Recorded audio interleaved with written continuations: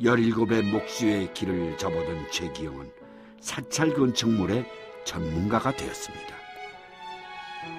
지난 50여 년간 우리나라의 사찰 건축물 대부분을 복원하고 수리했습니다. 그리고 마침내 지난 2000년에는 국가 중요무형문화재 74호 대목장으로 지정되었습니다. 입문 40여 년 만에 목수 인생의 정점에 오른 것이죠.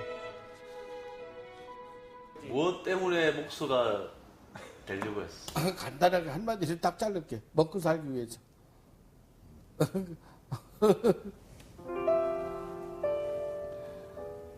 먹고 살기가 힘드셨어요? 힘들죠.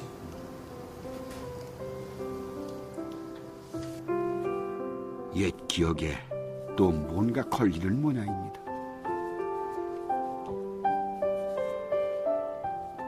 패만 부르면 돼요. 그런 시절이었으니까 사실 이것저것 돌아볼 여가가 없어. 그러니까 먹고 살기 위해서 목수일을 시작했죠, 처음에. 그래서 그게 정답입니다. 먹고 살기 위해서 목수가 되었고 이제는 인간문화재가 된 도편수 최기영. 예산 수독사는 그의 목수 일생에서 결코 빼놓을 수 없는 곳입니다. 팔아야 되거든요. 예. 요 문 위에 옆에 된 거 있잖아. 돌적이요. 돌쪽 위에 그거 나무. 예, 예.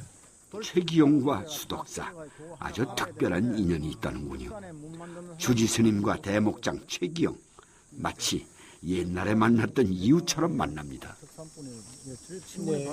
그리고 이 대웅전을 완전 해체 복원을 하신 분이 덕자이자 스승님 되십니다.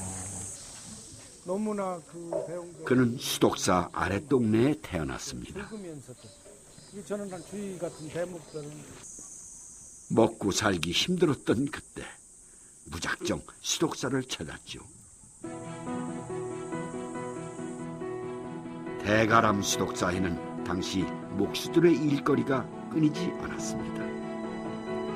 그도 이곳에서 먹고 살 방도를 찾으려 했던 것이죠. 그리고 이곳에서 필생의 스승을 만납니다. 김덕희 선생은 우리나라 도편수맥을 이어간 분. 바로 그분의 제자가 되어 전국의 숱한 사찰공사에 참여했습니다.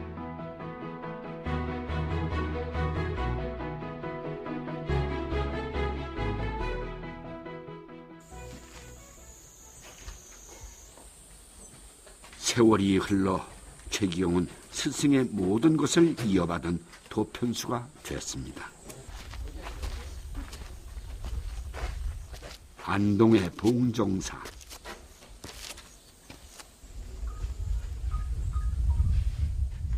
이곳 봉정사 극락전은 도편수 최기영의 목수 일생의 또 하나의 전환점이 된 곳입니다.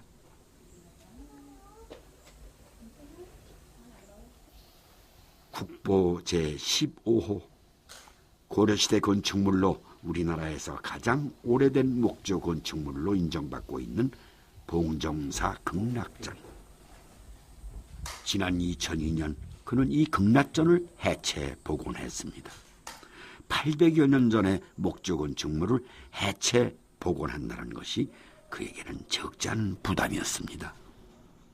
인간이 가지고 있는 마음을 정성을 다 쏟은 그런 건축물이라고 볼 수 있단 말이에요. 왜냐하면 지금도 장인들이 볼 때 그냥 대충 이렇게 하는 게 있잖아. 대충. 그리고 여기는 그런 것은 하나도 포함되지 않아요. 평범한 목구조 짜맞춤이 아니단 얘기야. 당대 최고의 고수들이 만든 이 극락전을 완전히 해체 복원하는 일은 그에게 있어 큰 도전이었습니다. 그런데 목재 하나를 해체해 나가자 문제가 발생했습니다. 1000년 가까이 고착돼 있던 나무들이 공기가 유입되면서 조금씩 뒤틀리기 시작했죠. 그것을 원형 그대로 다시 짜맞춰야 하는데 그 방법이 마땅치 않았습니다. 닿았던 부분에 채색이 단청이 안 돼 있잖아요. 닿았던 부분에다가 들기름을 칠했습니다. 들기름을 부었다는 얘기예요. 그 들기름은 나무가 훼손되지도 않고 부패되지도 않는단 말이에요. 이게 들기름을 부어서 하루에 1mm, 2mm씩 조금씩 틀었습니다. 근데 그 천년 동안 그렇게 굳어있던 나무도 그 들기름 칠해가지고 그 좀 부드러진 상태에서 틀으니까 돌아가더라는 얘기. 그래서 그렇게 돌려서 제자리 잡아놓고 그거를 붙들어 매고 그리고 집을 다 조립해서 중량을 싣고서 그걸 끌렀습니다. 그래서 지금도 엄청난 공부를 했다고. 해체된 목재에 들기름을 칠해가며 이렇게 완벽하게 다시 짜 맞췄습니다. 들기름칠은 그가 찾아낸 비법이었습니다. 지금 바라봐도 그때의 고민과 공부가 새삼스럽기만 합니다. 제가 많이 느끼고 배웠습니다. 그래서 어쨌거나 우리 공정사로서는 우리 또 대목장님이 해준 복입니다. 아이고, 왜냐하면은 그 천년 건축들을 우리 대에서 망가뜨리면 안 되잖아요. 우리도 잘 또 가꾸고 지키고 보호해갖고 후대에 물려줘야죠. 우리도 좀 그렇게 관심 갖고 막 알아서 하시겠죠. 보살펴 주십시오. 예, 감사합니다. 고맙습니다. 동정사 극락전은 도편수 최기영이 넘어야 했던 큰 고비였습니다.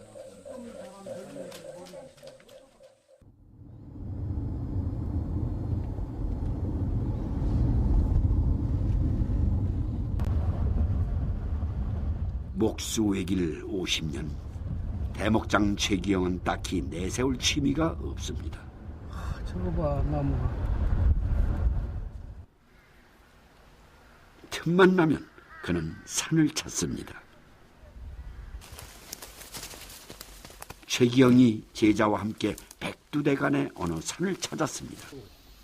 아, 여기 길이 있네. 평상복 차림의 산행. 산에 대한 예의가 아닌 듯한데요.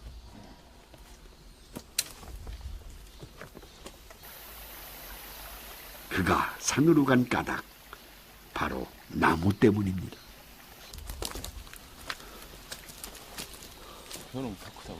좋아름. 이게 한 60cm 되고, 직경이 한 60cm 되고, 이게 아주 요새 말은 오리지널 적송이야. 예? 이게 춘향 땅에 가서 하면 춘향목이라는. 산에서 만난 잘생긴 우리 소나무, 한눈에 반해버립니다. 70cm는 되겠다. 아, 좋다. 야, 이거 나 그냥 묻자. 이거 욕심 나서. 저기 더 좋은 놈 있더라고. 저기. 이게 죄송한 말이지만 이게 자연님이 그냥 두어 보존해야 되잖아. 근데 대목들 욕심으로는 다에다 이 산이는 거 다에다 우리 마당에다 놓고 쓰고 싶어. 그게 대목들의 욕심이야. 야. 집으로 모셔가고 싶은 나무들이 즐비합니다. 야.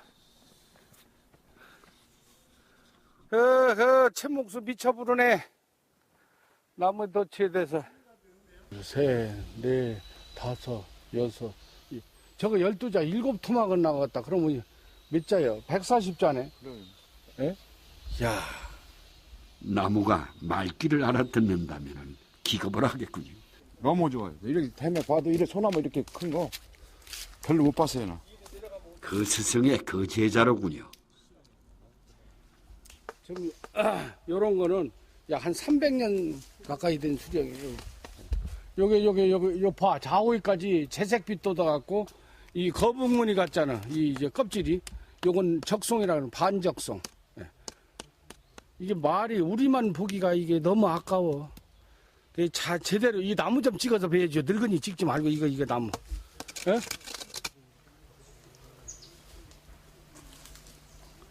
대목장의 감탄이 아니더라도 참 장한 소나무군요. 도편수의 가슴이 뛸만하지 않겠습니까?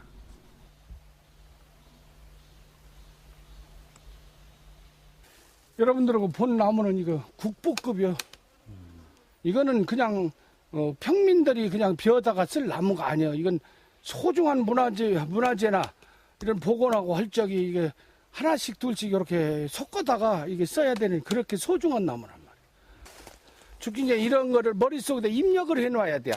어디 산에 올 만큼 있고 어디서. 그래야 급작실이 이 긴급 문화재 보수가 있다든지 하면은 그 관에 있는 분들한테 얘기를 해서 거기서 몇 그루 좀 섞어내라.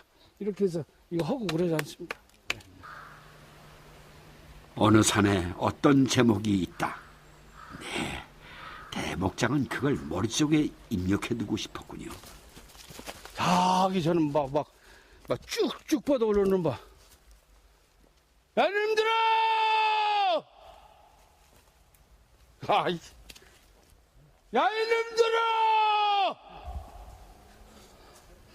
도편수의 격이 없는 부름. 나무들은 과연 어떤 대답을 할까요?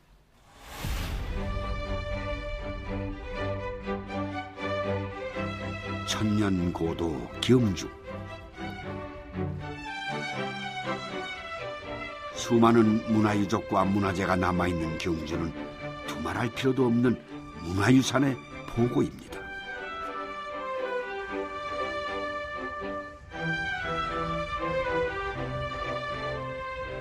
경주 반월성 아래 대목장 최기영이 또 하나 일을 벌이는 현장이 있습니다. 대형 가건물 안에 마련된 공사 현장. 구조물 사이로 석재 교각이 보이는 이곳. 바로 신라 월정교 복원 현장입니다. 지금 보이는 이것은 돌로 쌓은 교각, 즉 다리를 받쳐주던 다리발입니다. 이곳에 약 1200년 전에 월정교라는 큰 다리가 있었습니다. 그 당시 교각으로 썼던 돌들도 일부 남아 있습니다. 다리만 약 거의 70m가 된단 말이에요. 유일한 대한민국의 목조 다리입니다. 나무로 된 다리. 이것을 복원한다는 게 이거 다른 사람 10배, 100배 복이 없으면 이거 안 되는 일이요. 그만큼 소중하게 아주 값어치 내 가지고 있는 마음을 다해서 해야죠. 선조들이 하실 때 그 마음보다도 더 무겁고 깊은 마음으로 해야 된다 그 얘기예요. 월정교는 경주의 반월성 남쪽 남천에 있었습니다. 처음 월정교는 돌다리로 알려졌습니다. 그러나 몇 차례에 걸친 정교한 발굴조사 결과 석재교각 위에 나무다리가 설치되어 있었던 것으로 밝혀졌죠. 760년 신라 경덕왕 때 건립된 월정교는 우리 역사상 최초의 대형 나무다리였던 것입니다. 어떻게 보면 신라 시대의 그 토목 기술, 건축 기술이 거의 그 집약된 하나의 작품이다. 그렇게 볼 수 있는 거고. 그래서 이제 경주시에서 이제 그 월정교를 복원하게 된 동기가 옛날 길을 복원해가지고 그 왕궁에서 남산으로 가는. 그러니까 옛날 길을 하려고 그러니까 옛날 다리를 복원해야 되는 거죠.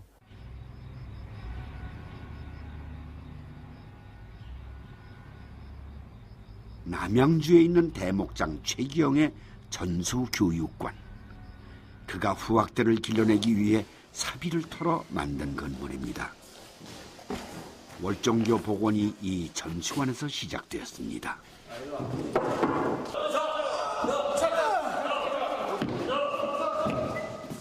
백제 능사 5층목 탑과 마찬가지로 월정교도 모형부터 제작을 했습니다. 제자들과 함께 월정교 모형을 조립하고 있습니다. 조금 들어봐. 좀 잡아당겨. 한 번 더. 하나, 둘.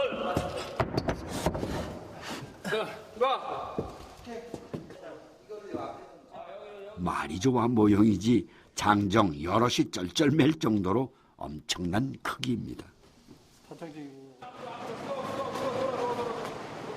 그런데 다리 모형에 누가까지 등장하는군요.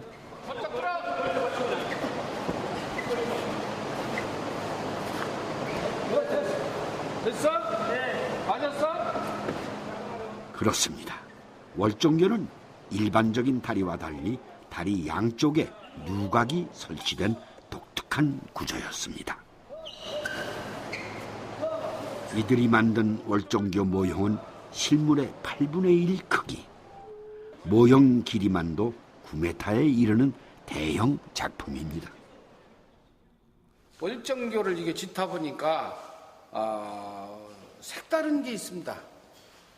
옛날에 경주의 불국사나 경주의 모든 그 유물들도 백제인이 가서 지었단 말이에요. 만들고 깎고 탑 같은 것도 그렇고. 그런데 지금도 월정교는 내가 백제인 아니요. 예산 사람이니까. 근데 백제인이 가서 월정교 다리를 놓으니까 옛날이나 지금이나 그 흐름의 맥이라는 것은 똑같다는 얘기예요. 그 얼마나 자연스럽고 멋있고. 그의 너스레가 빈말은 아닌성 싶습니다. 이 땅에 남아있는 숱한 우리 문화재, 당대 최고 장인들의 솜씨가 아니겠습니까? 폭 8m, 길이 70여 미터, 회랑의 기둥은 88개, 전부 우리나라 최고의 금강송으로 제작할 것입니다. 이제 경주에 이 월정교가 완성되면 우리는 또 하나의 21세기 문화재를 갖게 될 것입니다.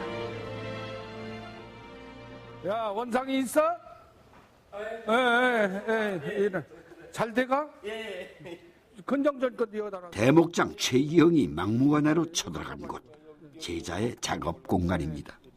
이게 봐, 이게 제대로 잘 맞아야 이게 작품이야. 모형도는 생명이란 말이야, 이게.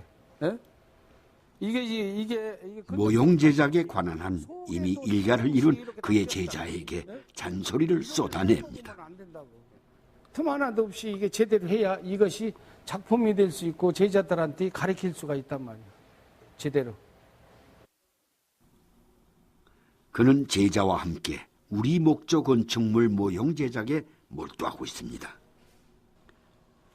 그런데는 그만한 이유가 있습니다. 시대를 대표하는 건축물을 옛 방식 그대로 제작, 모두 후학들을 위한 교육 자료로 쓰기 위해서죠. 다 해갖고 이 도리를 얹었잖아요. 이 장애모드. 이게 다른 조선 시대는 이렇게가 안 돼 있단 말이에요. 이 하나하나 섬세하게 이런 짜임새, 이거 여기서 연결된 거, 이런 대량 이런 것들이 이 보면은 일반 대문이나 일반 건축하고는 아니 판정이 틀리잖아. 내가 집을 짓는다 그런 생각으로 만들어야 된단 말이야. 하나하나. 내가 자네를 특별히 생각하는 게 이런 소로 같은 거, 이런 부분 이런 거 하나 빼먹지 않고 제대로 끼가 있단 말이에요. 끼가. 생기긴 메이저망 봉통가리 같이 생겼어도 끼가 있어서 이게 잘 하니까 내가 고맙게 생각하고 열심히 배워주고 그러니까. 제 인생에 큰 영광이죠. 뭐 혼내고 그러시지 않으세요? 많이 혼내죠, 잘못하면. 그래. 매도 들고 그러시는데. 못하면. 아, 매도 들어요? 예.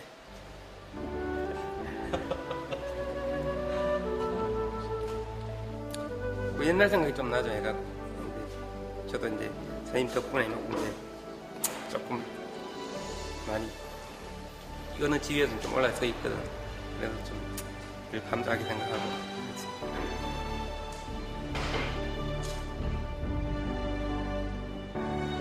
고생을 많이 하실 텐데. 그러면 이런 계통의 인사는 다 뭐 배울 때는 고생 엄청 많이 하죠. 누구나 마찬가지일 거예요. 이런 일을 하는 사람은. 자부심 느끼죠? 지금은 자부심을 많이 느끼죠.